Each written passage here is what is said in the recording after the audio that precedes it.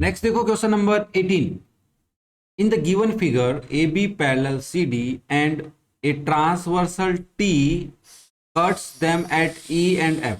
मतलब A B parallel C D है बच्चा, ठीक है।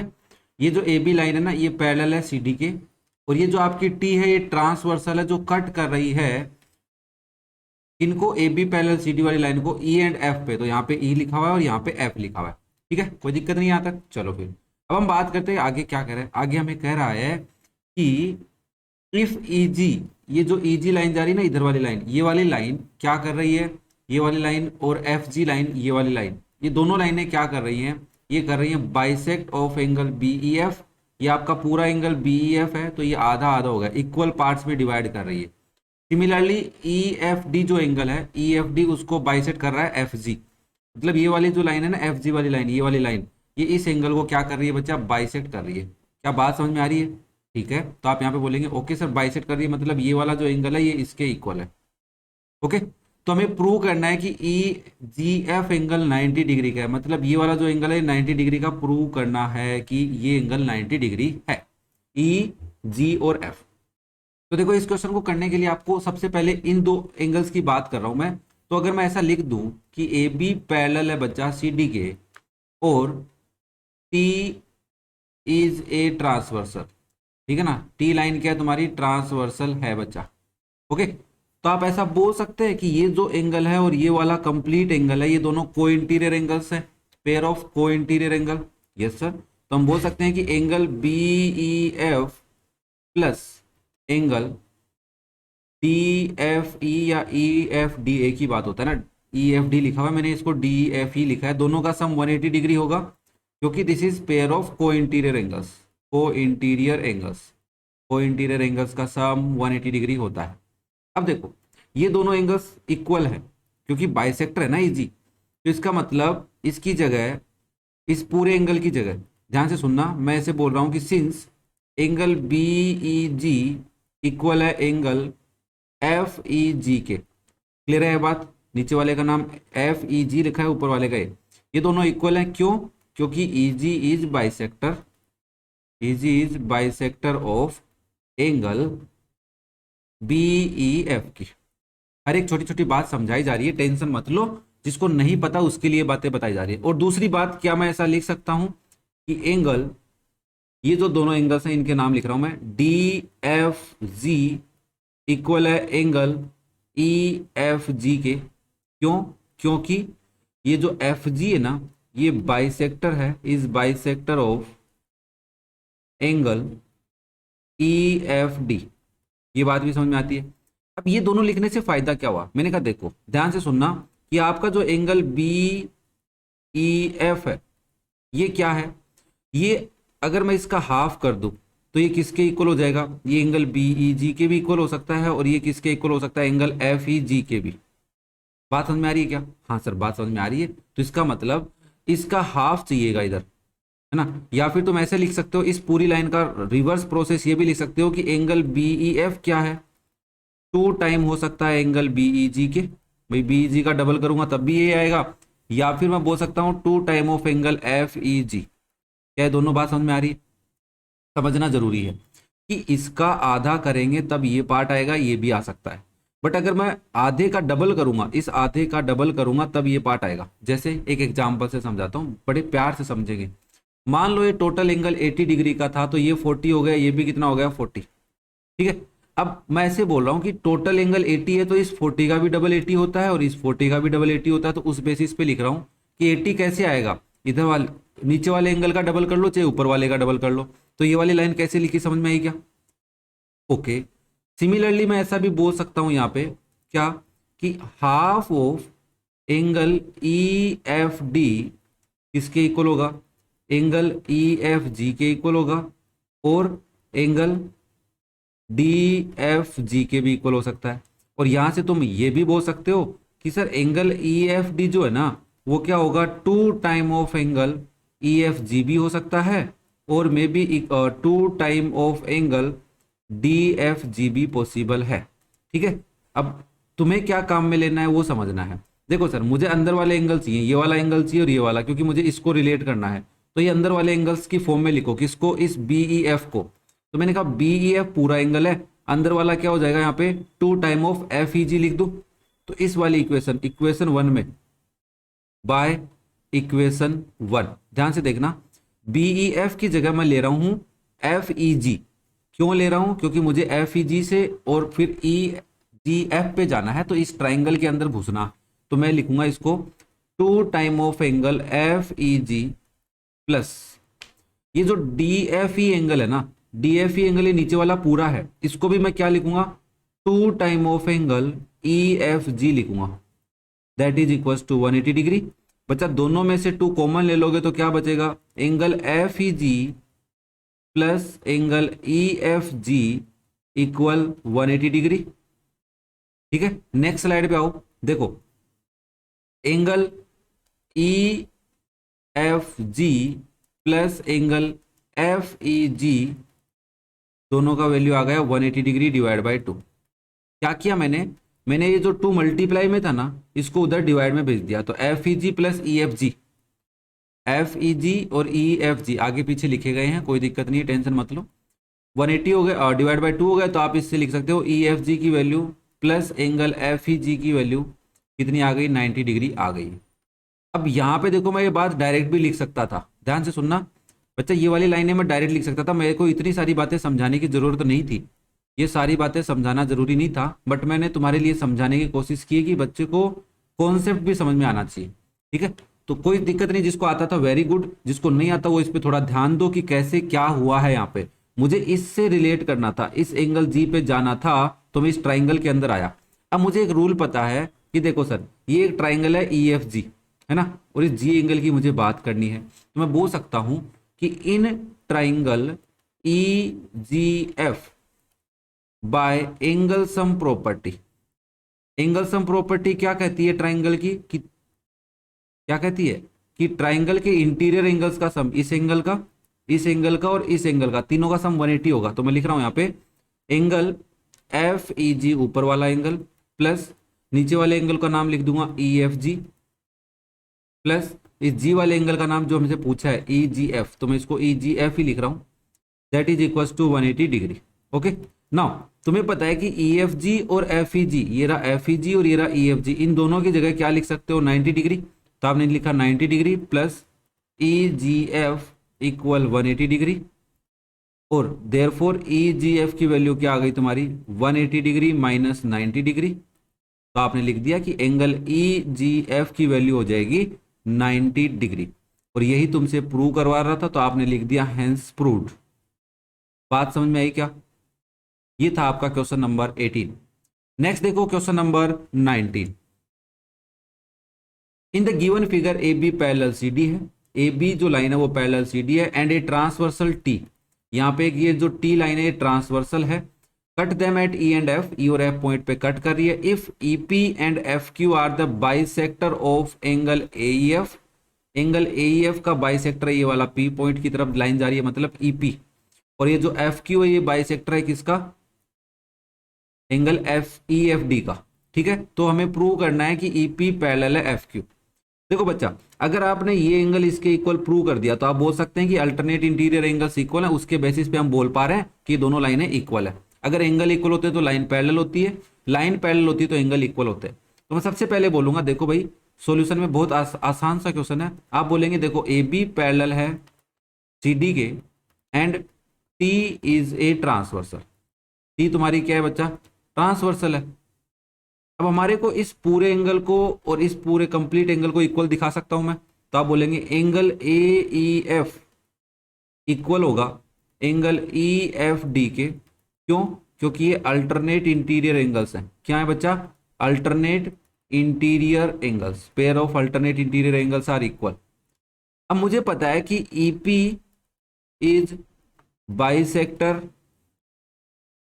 Of angle A E F, तो मैं यहां से लिख सकता हूं कि जो एंगल ए ई एफ है ना, इसका आधा आधा हो गया ये और ये वाला पार्ट, तो आप ऐसा बोल सकते हो कि half of angle A E F किसके इक्वल होगा। देखो वही सेम कॉन्सेप्ट है, वो इक्वल हो सकता है एंगल ए ई पी के भी, और वो इक्वल हो सकता है एंगल एफ ई पी के भी। बात समझ में आ रही है क्या? इसके भी इक्वल हो सकता है, इसके भी, क्योंकि ये दोनों तो आपस में इक्वल है, तो ये पूरे के हाफ बन गए अब। और यहां से हमें क्या चाहिएगा, हमें सर देखो ए ई एफ की वैल्यू चाहिएगी, तो मैंने कहा एंगल ए ई एफ को क्या लिख सकता हूं, अब मुझे इस एंगल से मतलब है, इस एंगल से, क्योंकि मुझे ये पी ई पी लाइन और एफ क्यू लाइन पैरेलल करनी है। भाई साहब ये लाइन आपकी ई पी है, ध्यान से देखो, और यहां से एक लाइन जा रही है ऐसे, और ये लाइन है आपकी एफ क्यू। तो आपको एफ क्यू पैरेलल पीई करनी है, तो इस एंगल से और इस एंगल से मीनिंग रखना है ना, मतलब रखना है अपने को, मतलब रखना है ना। तो मैंने इस एंगल का नाम लिखा है पीई एफ, ठीक है। तो ए एफ किसके इक्वल हो जाएगा, 2 time of angle P E F या एफ ई पी ए की बात है। तो ये रिलेशन मैंने निकाल लिया, ये रिलेशन निकाल लिया सिंस लगा के यहाँ पे। एंड दूसरी बात कि ये जो एफ क्यू है ना, ये भी बाइसेक्टर है, F Q is also bisector of angle E F D, इसकी बाइसेक्टर है। इसका मतलब आप half of angle E F D किसके इक्वल लिख सकते हो, that is may be equal to angle E F Q and equal to angle D F Q. अब मुझे यहाँ पे क्या चाहिए, एंगल ई एफ डी जो है ना, वो किसके इक्वल चाहिए, मुझे सिर्फ इस एंगल के इक्वल चाहिए, जिसका नाम मैं यहाँ पे भी देखूंगा, तो ई पी क्यू चाहिए। तो 2 time of angle E P Q. क्या ये रिलेशन समझ में आया क्या, कैसे निकाला हमने? उम्मीद है बेसिक सी बातें कर सकते हो। तो ये मेरी इक्वेशन नंबर 1 थी, तो मैं इस इक्वेशन 1 से और ये वैल्यूज पुट करने वाला हूँ। ध्यान से देखना क्या करूंगा, यहाँ पे ही कर देता हूँ मैं समझाने के लिए, क्योंकि यहाँ पे बातें समझानी भी है तुम्हारे को। तो आपने इसको ऐसे लिखा और आपने कहा देखो सर, बाय इक्वेशन 1 मैं लिख सकता हूँ, ए ई एफ की जगह लिख रहा हूँ मैं 2 time of angle P E F equal है, और इस एफ ई एफ डी की जगह लिख रहा हूं 2 time of angle E P Q. देखो 2 से 2 कैंसिल हो गया, तो मेरे पास आया angle P E F equal आया है एंगल ई पी क्यू के। क्लियर है क्या ये बात सबको? अगर ये दोनों एंगल इक्वल है, देखो पी ई एफ कहाँ है, तो सर ये रहा पी ई एफ, ये ग्रीन वाला जो है ना ये पी ई एफ है, और ये वाला जो एंगल है ये क्या है आपका E P Q. E P Q कहाँ लिख दिया मैंने, ई एफ क्यू आएगा ना यहाँ पे, सॉरी बच्चा यहाँ पे गलती से लिख दिया मैंने पी क्यू, ठीक है ना, यहाँ पे एफ क्यू आएगा, गलती हो गई भाई साहब, एफ क्यू, ई एफ क्यू, ऊपर सही था नीचे गलत लिख दिया हमने, कोई दिक्कत नहीं है बच्चा, थोड़ी सी कोशिश करना, ई एफ क्यू। तो आपने कहा देखो सर ये दोनों एंगल इक्वल है, इसका मतलब ये जो पीई लाइन है और एफ क्यू लाइन है ये क्या हो गई, पैरेलल। तो हम कहेंगे since pair of alternate interior angles are equal, interior angles are equal, तो PE parallel to F Q, ये हम लिख सकते हैं। अगर पेयर ऑफ एंगल इक्वल बन जाते हैं बच्चा, तो वो लाइंस क्या हो जाती हैं, पैरेलल हो जाती है। तो ये था आपका क्वेश्चन नंबर 19। नेक्स्ट देखो question number 20। In the given figure B A parallel E D and B C parallel E F, so that angle A B C equal angle D E F. अब पहली बात तो ये कि अगर आप अभी तक इस क्वेश्चनों पे रुके हुए हो और आप इनको समझ रहे हो, इसका मतलब बच्चा एक बात तो समझ में आ गई होगी कि जब तक हमें दोनों एंगल इक्वल करने हैं तो डायरेक्ट कोई रिलेशन तो होना चाहिए लाइंस का आपस में, अभी तक तो है ही नहीं। मतलब क्या है इस बात का कि ए बी अगर ई डी के पैरेलल है बच्चा, तो आपस में कोई कनेक्शन तो दिखाओ, इनका नहीं है। तो आप क्या कर सकते हो, आप एक बार मैं इस ई को थोड़ा सा हटा लेता हूँ यहाँ से, इस ई को मैं यहाँ लिख देता हूँ, दैट इज योर ई, यहाँ पे ई लिख दिया।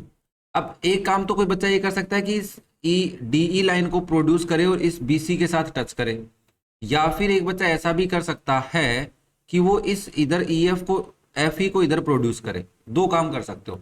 मान लो मैंने ये नीचे वाला काम नहीं किया, इधर वाला कर लिया, ठीक है। तो मैंने कहा कि प्रोड्यूस एफ ई इंटरसेक्ट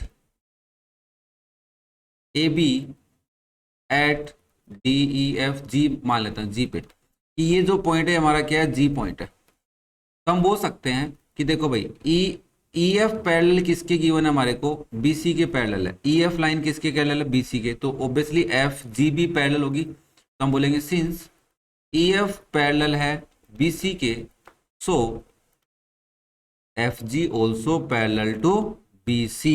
बात समझ में आई क्या? एक ही बात है ना, क्योंकि उसी का पार्ट तो है। एफ जी एक लाइन है, ई एफ भी एक लाइन है बच्चा, ठीक है। तो हमने कहा ओके, एंड कंसीडर करते हैं A B is a transversal. A B को एक बार ले लेते हैं ट्रांसवर्सल, ठीक है, बहुत आसान सा क्वेश्चन है। तो आप बोल पाएंगे ये जो एंगल है और ये वाला जो एंगल है आपस में इक्वल हो जाएंगे। तो एंगल ए जी ई, देखो इस एंगल का नाम तुम ए जी ई भी लिख सकते हो और इस एंगल का नाम तुम एंगल ए जी एफ भी लिख सकते हो, ठीक है। दोनों मतलब ए के नाम है और लगा के लिखा है मैंने, इक्वल है किसके, इस एंगल के, और इसका नाम तुम चाहो तो एंगल ए बी सी लिखो या फिर बच्चा जी बी सी लिखो, बट हमें ए बी सी से मतलब है इसलिए हम ए बी सी लिख रहे हैं। क्लियर है क्यों इक्वल है भाई, ये है पेयर ऑफ कोरेस्पॉन्डिंग एंगल्स। क्या है, कोरेस्पॉन्डिंग एंगल। क्लियर है क्या इतनी बात सबको भाई, कोई दिक्कत तो नहीं है, ठीक है। This is my equation number 1। Now मैंने कहा फिर तो ये भी सोचने वाली बात है कि A B parallel D E है तो जी एफ ट्रांसवर्सल भी तो हो सकती है, तो ये एंगल यहाँ पे भी इक्वल बैठेगा। ओके, तो आपने इस बात को लिखा, सिंस ए बी पैरेलल किसके है, जी डी के और डी के, है ना, और हम जी एफ को क्या कंसिडर कर लेते हैं, इज ए ट्रांसवर्सल। इसको हम ले लेते हैं एक बार के लिए ट्रांसवर्सल। तो हम बोल सकते हैं angle A ji E, obviously आप इसका नाम क्या लिख सकते हो भाई साहब, एंगल ए जी एफ भी लिख सकते हो। किसके इक्वल होगा, एंगल डी ई एफ के। क्यों भाई, क्योंकि sir this is also the pair of corresponding angle. किसका पेयर है, कोरेस्पॉन्डिंग एंगल का पेयर है, ठीक है। अब this is your equation number 2। देखो इक्वेशन 1 ए जी ले लेता हूं और इधर भी इक्वेशन 2 में भी ए जी, किसके इक्वल है, ए बी सी के और डी एफ के, मतलब L H S part equal है तो ऑब्वियसली इनका आर एच एस पार्ट भी क्या रहा होगा, इक्वल। तो आप बोलेंगे बाय इक्वेशन 1 एंड 2 हम ये बोल सकते हैं कि एंगल ए बी सी किसके इक्वल है, एंगल डी ई एफ के इक्वल है। देखो सिंपल सी बात ये है बच्चा, अगर ये जो एंगल है ये 40 डिग्री का है तो ये एंगल भी कितने का होगा, 40 का, तो ये इधर वाला एंगल भी कितने का होगा, 40 का। तो हमने इनडायरेक्ट ये प्रूव कर दिया कि ए बी सी किसके इक्वल होगा, डी एफ की, किसकी हेल्प लेके, ए जी ई या ए जी एफ की हेल्प लेके।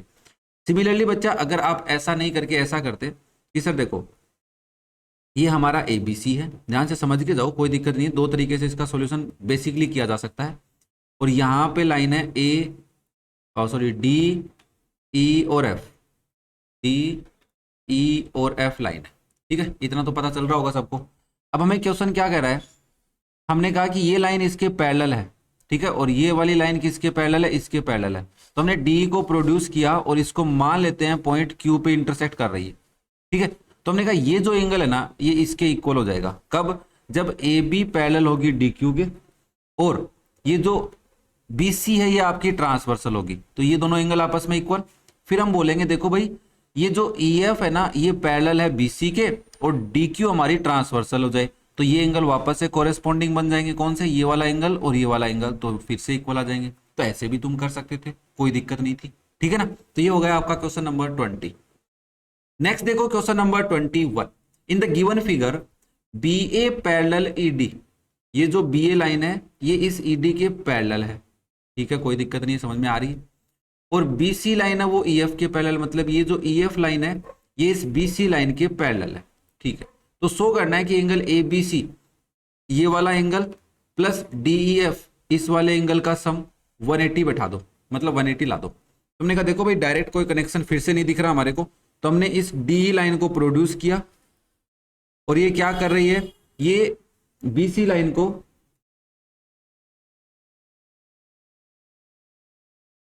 और ये इसको इंटरसेक्ट कर रही है, मान लो क्या पॉइंट ले, इसको पी ले लेता हूं ना, पी पॉइंट ले लेता हूं, चलो। तो मैंने कहा कि मैंने प्रोड्यूस किया है, प्रोड्यूस ईडी इंटरसेक्ट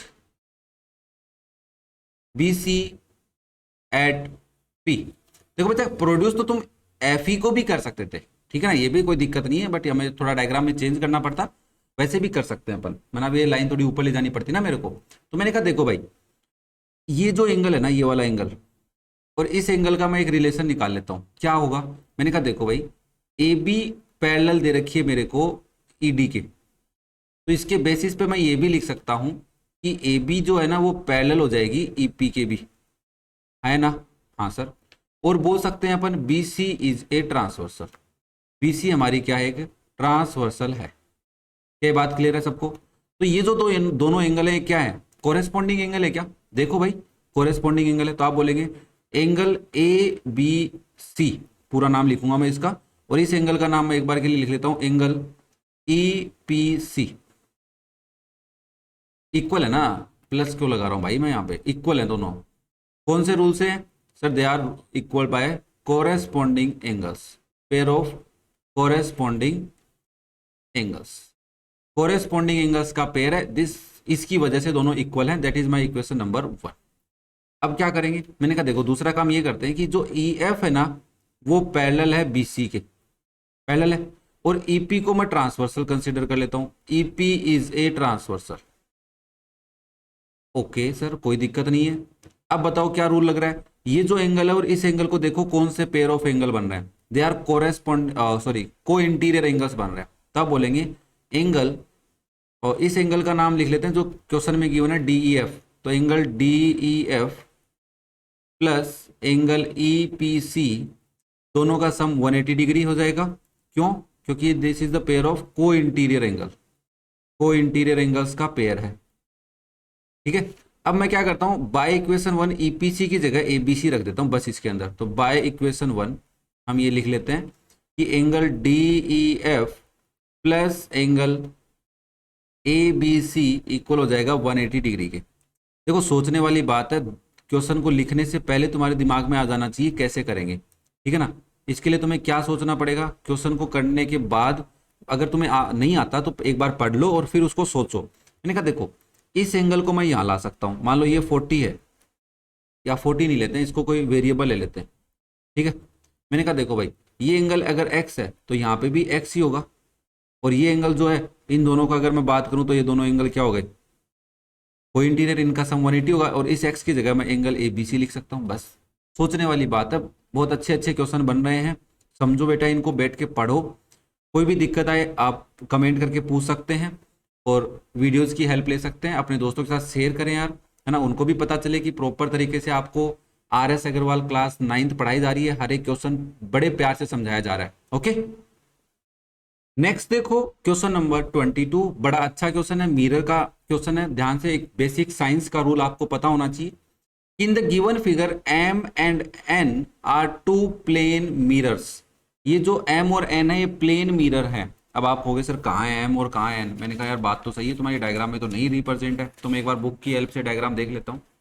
यार बुक में भी नहीं लिखा हुआ था। चलो मान लेता हूँ कि ये एक M है और ये एक N मिरर है, ठीक है ना। ये मिरर M है ऊपर वाला, और ये नीचे वाला या यहाँ पे जो परपेंडिकुलर दिख रहा है ये N मिरर है, perpendicular to each other, so that incident ray, incident मतलब आने वाली रे, CA रे आ रही है इस मिरर की तरफ, parallel to the reflected ray BD, ये जो BD रे जा रही है इसके पैरेलल है।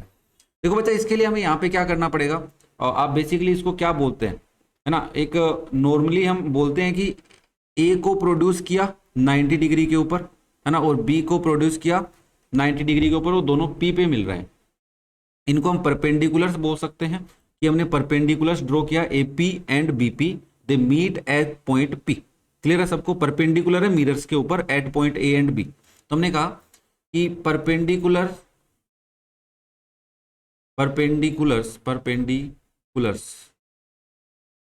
Eight point A and B meet at point P। Clear है यहाँ पे। अब देखो A पॉइंट ऐसा है जहां पे CA रे इंसिडेंट हो रही है, मतलब आ रही है। तो ये एक बेसिक मिरर का फॉर्मूला होता है, आपको नहीं पता तो बता देता हूं कि इंसिडेंट रे और रिफ्लेक्टेड रे इक्वल एंगल्स बनाती है, ठीक है। तो हम बोलेंगे कि एंगल CAP इक्वल होगा एंगल BAP के, और देखो यहाँ पे मैंने कहा एंगल 1 इक्वल होगा एंगल 2 के, ठीक है। सिमिलरली एट पॉइंट A, ठीक है ना, ये पॉइंट A की बात चल रही है।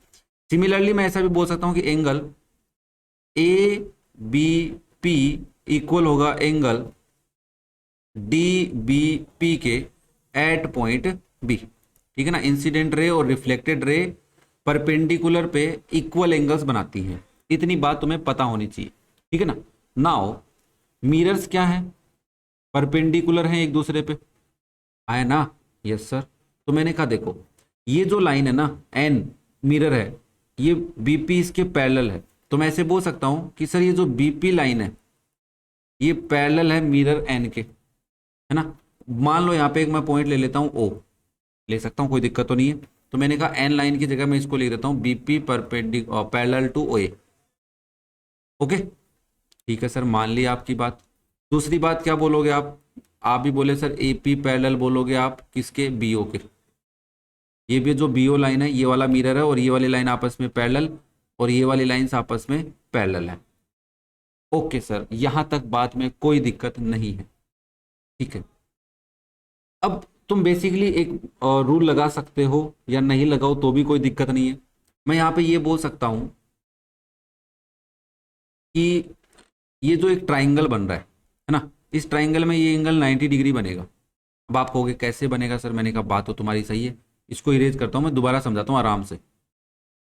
देखो, इसको समझने के लिए आपको थोड़ी सी चीजें बहुत आराम से समझनी पड़ेंगी। मैं दोबारा समझाता हूँ छोटी छोटी बातों को। मैंने क्या किया है, मैंने ये बोला है कि देखो ये एंगल इक्वल क्यों है, पहली बात तो ये। अब आप कहोगे सर ये perpendicular at point A and B meets at point P, ये वाली लाइन। अब आप ये भी बोल सकते हो कि सर ये परपेंडिकुलर है कि पैरेलल है।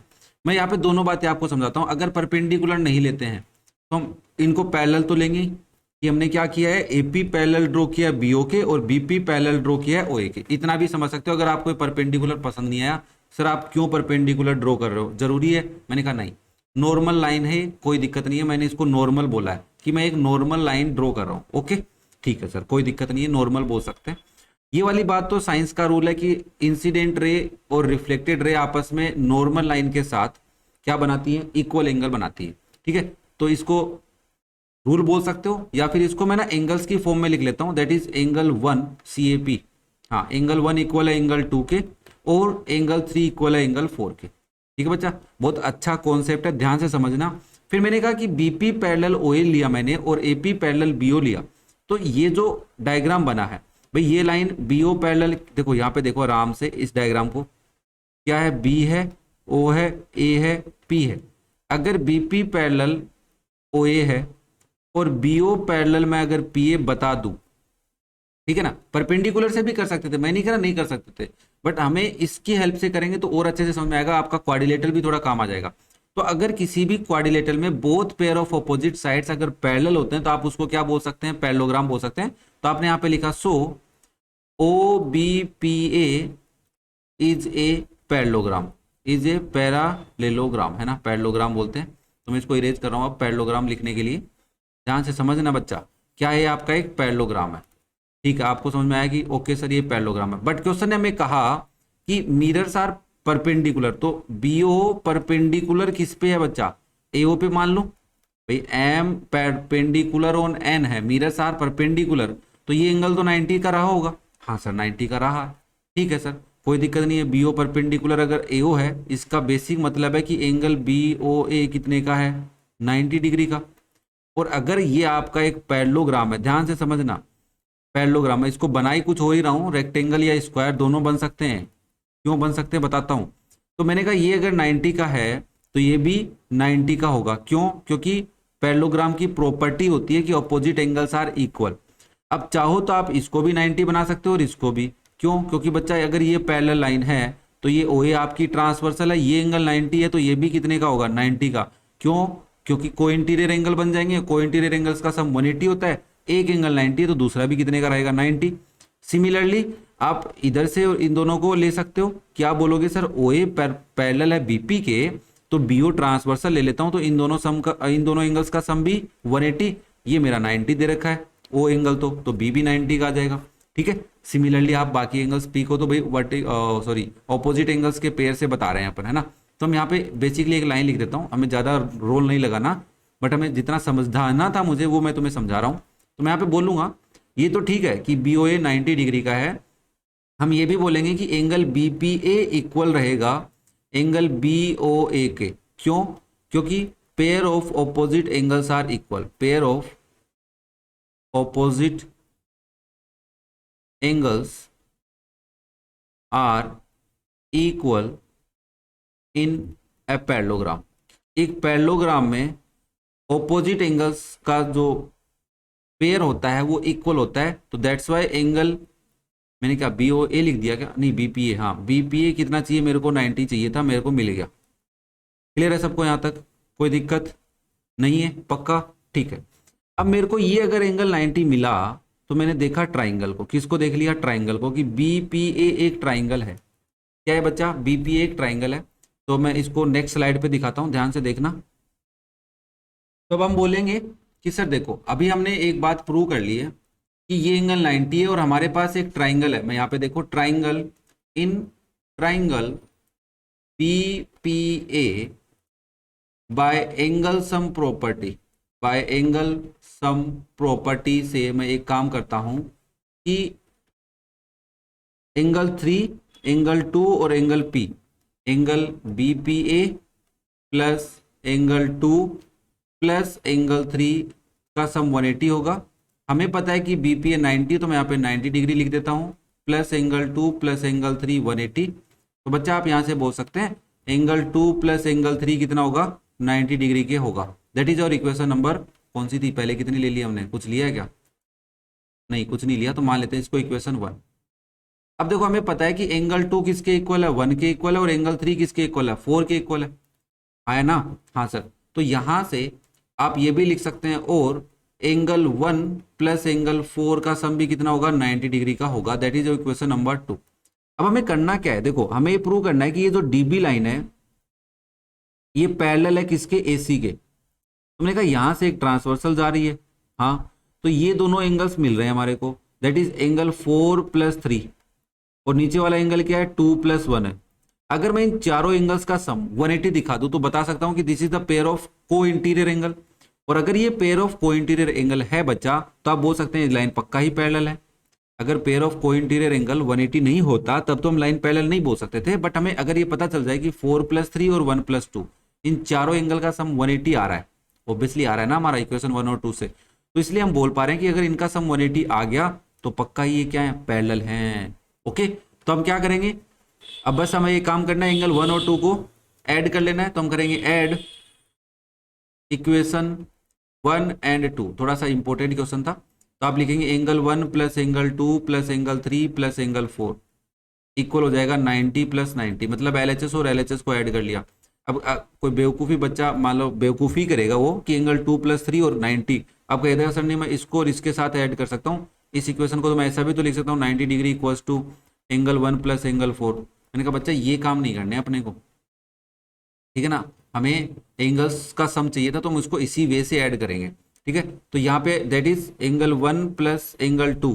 देखो अब मैं एक काम करता हूँ, एंगल 1 और 2 तो था ही, बट मैं इसको ऐसे करता हूँ कि एंगल 1 और 2 का पेयर बना लेता हूँ। एंगल 1 प्लस एंगल 2 को एक जगह लिखता हूँ, प्लस एंगल 3 प्लस एंगल 4 को एक जगह लिखता हूँ, that is equals to 180 degree.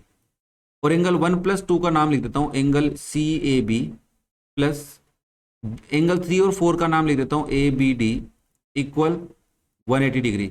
हम कहेंगे दिस इज पेयर ऑफ को interior angles, co interior angles, ठीक है ना, where AB is a transversal, AB is a transversal, AB एक ट्रांसवर्सल का रोल कर रही थी, किसके लिए? DB एंड CA के। सो AC पैरेलल BD, ये जो रे है ना ये आपस में क्या हो गई? पैरेलल हो गई है। किसकी हेल्प से? कन्वर्स ऑफ को इंटीरियर एंगल्स के कॉन्सेप्ट से, कि अगर एंगल इक्वल है तो लाइंस क्या हो जाएंगी? पैरेलल हो जाएंगी। दोबारा समझाता हूं क्वेश्चन कैसे करना था, क्योंकि इंपॉर्टेंट क्वेश्चन, टाइम दोबारा देना। आपने सबसे पहले क्या किया? आपने कहा देखो भाई CA और AB, CA हमारी इंसिडेंट रे और AB हमारी रिफ्लेक्टेड रे है, तो एक नॉर्मल हमने ड्रॉ किया AP, जो क्या है? पैरेलल है BO के। तो इस नॉर्मल के अकॉर्डिंग हमने कहा कि सर एंगल 1 इक्वल होगा 2 के, क्योंकि एंगल इंसिडेंट रे का angle, angle of incidence equal होता है एंगल ऑफ रिफ्लेक्शन, ठीक है ना, मिरर का कॉन्सेप्ट है। और सिमिलरली एंगल 3 इक्वल हो गया 4 के। अगर AP पैरेलल है BO के और BP पैरेलल है OA के, तो हमारे पास BOAP एक पैरेललोग्राम हो जाता है। बट हमें यह भी पता है कि एंगल O 90 का है, इस बेसिस पे हम बोल पा रहे हैं एंगल BPA भी कितने का होगा? 90 का, क्योंकि ऑपोजिट एंगल्स पैरेललोग्राम में इक्वल होते हैं, उस बेसिस पे हम बोल पा रहे हैं। ठीक है, फिर हमने एक ट्राइंगल लिया BPA, जिसमें इंटीरियर एंगल्स का सम 180 होता है, उसके बेसिस पे हमने ये वाली लाइन लिखी थी। यहाँ से हमारे को समझ में आया कि एंगल 1 और 2 और 3 का सम 90 होता है। 2 की जगह 1 लिखा, 3 की जगह 4 लिखा, तो हमें पता चला एंगल 1 और 4 का सम भी 90 निकल के आ गया। फिर हमने दोनों इक्वेशंस को ऐड किया तो चारों एंगल्स का सम 180 आया है, और चारों एंगल्स में से हमने पेयर बना लिया, क्योंकि हमें जो चीज प्रूव करनी थी उसके अकॉर्डिंग। एंगल CAB और BBA या ABD का सम 180 दिखा दिया। This is the pair of को इंटीरियर एंगल इफ BA या AB एक ट्रांसवर्सल का रोल कर रही हो। इसके लिए DB एंड CA के लिए, तो DB और CA क्या हो गई, पैरेलल हो गई, क्योंकि दिस इज कन्वर्स ऑफ को इंटीरियर एंगल के कॉन्सेप्ट से। ओके, तो this is your question number 22। Next देखो question number 23। In the given figure state which lines are parallel and why. कौन सी लाइंस पैरेलल है और क्यों। तो हमने देखा भाई, एक लाइन तो जा रही है ED और AC, दो लाइनें दिखी, और DC हमारे को एक बार ट्रांसवर्सल कंसीडर करते हैं, तो ये जो दोनों एंगल्स हैं इनका सम आ रहा है 190। इसका मतलब ED not parallel to AC, ये तो नहीं है। अरे हाँ या ना, हाँ सर, ठीक है। फिर हमने देखा, एक काम करते हैं, ये जो AB लाइन जा रही है क्या ये CD के पैरेलल हो सकती है। तो ये दोनों कौन से पेयर ऑफ एंगल है, अल्टरनेट इंटीरियर एंगल्स के। तो हमने कहा देखो भाई, एंगल BAC इक्वल है एंगल ACD के, कब, इफ AB या AC is a transversal, AC is a transversal, if AC is a transversal. अगर AC एक हमारी ट्रांसवर्सल लाइन का रोल करेगी इन दो लाइनों के लिए, कौन सी लाइनों के लिए, AB एंड CD के लिए, तो ये जो एंगल्स का पेयर बन रहा है, तो this is pair of alternate interior angles, alternate interior angles. ये एक अल्टरनेट इंटीरियर एंगल्स का पेयर है जो इक्वल है, तो हम लिखेंगे by converse of alternate interior angle. Alternate interior angle के कन्वर्स से हम ये बोल पाएंगे कि ये दोनों लाइन से पैरेलल हैं। कौन सी लाइन, AB पैरेलल है CD के। क्या बात समझ में आई। देखो बच्चा, मैं बार बार ये बात बोलता हुआ आया हूं कि अगर दो लाइनें पैरेलल हैं तो pair of angles are equal, alternate interior angles equal, alternate exterior angles equal, corresponding angles equal, and co interior angles का सम 180। अगर ये एंगल्स जो रूल फॉलो कर रहे हैं उसका हो रहा है, मतलब अल्टरनेट इंटीरियर एंगल इक्वल मिल रहे हैं तुम्हारे को, तो ऑब्वियसली वो दो लाइनें जिनको ट्रांसवर्सल लाइन कट कर रही है वो दोनों लाइनें पैरेलल हैं। ओके, तो बहुत छोटा सा क्वेश्चन था, चलो कोई नहीं। नेक्स्ट देखो क्वेश्चन नंबर 24। डायग्राम नहीं है इस क्वेश्चन में, तो पहले समझते हैं कि डायग्राम बनेगा कैसे। ये क्या कह रहा है, two lines are respectively perpendicular to two parallel lines. दो पैरेलल लाइन पे दो लाइंस क्या है, परपेंडिकुलर्स है। तो मैंने कहा ठीक है भाई, इसका बेसिक मीनिंग क्या निकल के आ रहा है, तो मैं एक बार के लिए डायग्राम बनाने की कोशिश करता हूँ या दो लाइनें लेके आता हूँ तुम्हारे लिए। अब समझते हैं इनको। देखो ये कह रहा है कि दो पैरेलल लाइन है, तो मैंने कहा देखो भाई ये लाइन है, इसको मैं थोड़ा प्रोड्यूस कर लेता हूँ। ये एक लाइन है, ठीक है ना, इसके पैरेलल ये वाली दूसरी लाइन है, जिसको मैं थोड़ा प्रोड्यूस करके यहाँ लाता हूँ कि ये दूसरी लाइन के पैरेलल है आपस में। थोड़ी बड़ी हो गई है बट इसको थोड़ा छोटा कर लेंगे। मैंने कहा ये दो लाइनें आपस में पैरेलल है और इनके नाम भी लिख लेते हैं। मान लो इसका नाम है लाइन M और इसका लाइन है नाम N, तो हमने कहा M पैरेलल N। ओके, ये दो लाइनें पैरेलल हैं और इनके ऊपर रेस्पेक्टिवली दो लाइंस क्या है, परपेंडिकुलर भी है। माना, अज्यूम किया हमने कि ये जो लाइन है ये परपेंडिकुलर है, this line will be perpendicular. थोड़ा सा इसको इधर करते हैं, हाँ ये लाइन क्या है आपकी, परपेंडिकुलर है। परपेंडिकुलर होने का मतलब क्या है, तो देखो ये मान लेता हूं इस लाइन का नाम, एक मिनट को, इस लाइन का नाम मान लेता हूं मैं P लाइन परपेंडिकुलर है, तो ये एंगल परपेंडिकुलर होगा M पे, P perpendicular on M, P line perpendicular है M पे, ठीक है सर। और दूसरी लाइन पे परपेंडिकुलर मान लेता हूं मैं इस लाइन को, ये जो लाइन है ना आपके पास, ये लाइन परपेंडिकुलर है दूसरी लाइन पे परपेंडिकुलर होगी तो 90 डिग्री बनाएगी, तो this line will be perpendicular on N। मान लेता हूँ ये Q है, तो हमने कहा Q परपेंडिकुलर है N पे। हो गई क्वेश्चन की, ये हमारे पास गिवन है, ये तीन बातें गिवन है जिसको हमने इंप्लीमेंट किया है कंस्ट्रक्शन की हेल्प से। अब हमारे को प्रूव क्या करना है, so that they are parallel to each other. कौन सी लाइन, जो आपने परपेंडिकुलर ड्रॉ की है, तो हमें क्या टू प्रूव क्या करना है, हमें प्रूव करना है कि P and Q are parallel lines. दोबारा क्वेश्चन को समझो, आपके पास दो पैरेलल लाइन है M एंड N। आपने क्या किया, एक लाइन पे एक परपेंडिकुलर लाइन ड्रॉ की और दूसरी लाइन पे भी एक परपेंडिकुलर लाइन ड्रॉ कर दी, ठीक है ना। पी लाइन हमने एम पे परपेंडिकुलर ड्रॉ की है और क्यू लाइन एन पे परपेंडिकुलर ड्रॉ की है। अब हमें ये प्रूव करना है कि पी और क्यू इक्वल पैरेलल है। तो हमने कहा देखो, मान लो मैं इसको एंगल 1 बोलता हूं, ये मेरा एंगल 2 है, ये मेरा एंगल 3 है। अगर मैंने कैसे भी करके pair of angles equal draw कर दिए है ना, तो काम मेरा हो जाएगा। अब जैसे कोई बच्चा बोला कि सर देखो एंगल 1 इक्वल ले लेता हूं एंगल 2 के। मैंने कहा क्यों भाई? क्योंकि सर एम पैरेलल एन है एंड पी को ट्रांसवर्सल ले रहा हूं, पी इज ए ट्रांसवर्सल। नाम नहीं लिख रहे, हम शॉर्टकट में काम चला रहे हैं कि पी हमारी एक ट्रांसवर्सल है, तो एंगल 1 और 2 इक्वल होंगे। सिंस एंगल 1 कितना है, 90 डिग्री का है। क्यों भाई साहब? क्योंकि पी परपेंडिकुलर है एम पे, इस एम पे परपेंडिकुलर होने से ये 90 डिग्री का हो गया, तो एंगल 1 कितने का हो गया, 90 डिग्री का। तो इसका मतलब सो एंगल 2 ऑल्सो 90 डिग्री। ठीक है सर। सिमिलरली मैं ये भी बोल रहा हूं कि देखो भाई एंगल 3 क्या है, 90 डिग्री का है। वाई? क्योंकि सर क्यू है ना वो परपेंडिकुलर है एन पे। ठीक है, बात मानी। अब मैंने ये कहा कि अगर ये परपेंडिकुलर है तो आपको एक चीज नोटिस हो रही है क्या कि ये इक्वेशन 1 और 2 से हम ये बोल सकते हैं, बाय इक्वेशन 1 एंड 2 हम ये कह पा रहे हैं कि एंगल 2 इक्वल है एंगल 3 के। और पी क्यू लाइन के लिए for line P and Q M N, sorry M नहीं एन है यहाँ पे नीचे वाली line, N is a transversal. N क्या एक ट्रांसवर्सल है, कंसीडर की हमने। और एंगल 2 एंड एंगल 3 ये क्या है, this is pair of corresponding angle. किसका पेयर है? कोरेस्पॉन्डिंग एंगल का पेयर है। हाँ सर, बात तो समझ में आ रही है, ये कोरेस्पॉन्डिंग एंगल का पेयर है। और is equal also, is equal also, ये इक्वल भी है। तो अगर ये पेयर इक्वल है इसका मतलब ये वाली लाइन इसके पैरेलल है, तभी ये पॉसिबल है। तो हम लिखेंगे सो पी पैरेलल क्यू। क्या बात समझ में आई? हमने देखा कि 3 और 2 क्या बना रहे हैं, पेयर ऑफ कोरेस्पॉन्डिंग एंगल बना रहे हैं।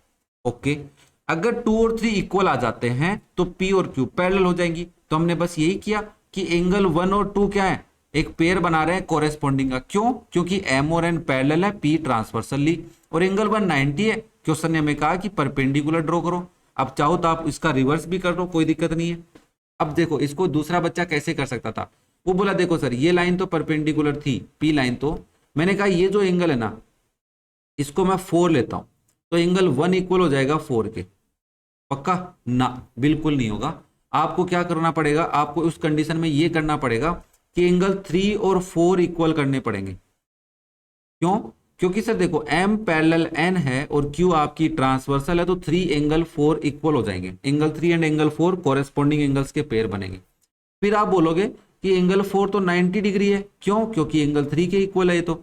और एंगल 1 भी 90 डिग्री है क्योंकि हमने कंस्ट्रक्शन में हेल्प की थी, या कंस्ट्रक्शन की थ्रू हमने बता पा रहे हैं कि p परपेंडिकुलर m है, इसका मतलब एंगल 1 90 डिग्री का है। ठीक है ना?